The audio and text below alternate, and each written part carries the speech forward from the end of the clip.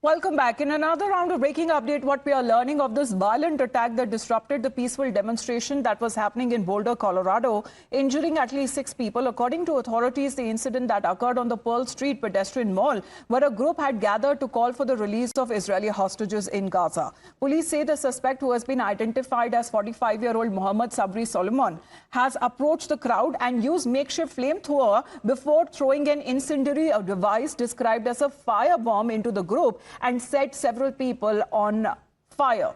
Now, witnesses report as far as the accused also shouted "Free Palestine" during the attack, and the FBI, which is now treating this incident as a targeted terror attack. The accused, who was also injured and was transported to a hospital for treatment.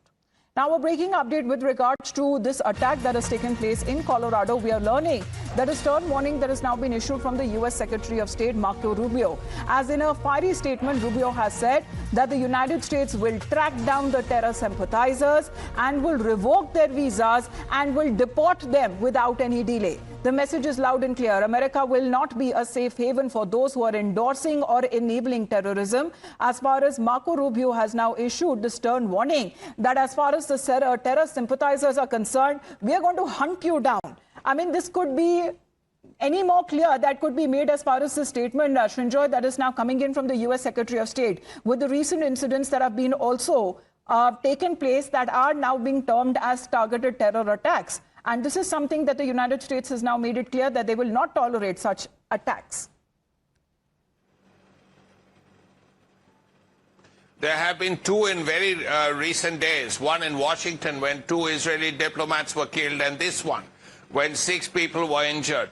The point is that this is something what the Secretary of State is saying is very important, and this has to happen because this is for the benefit of Americans, of others who live in America, including diplomats. And this is, if this does not happen, and these attacks continue to spread.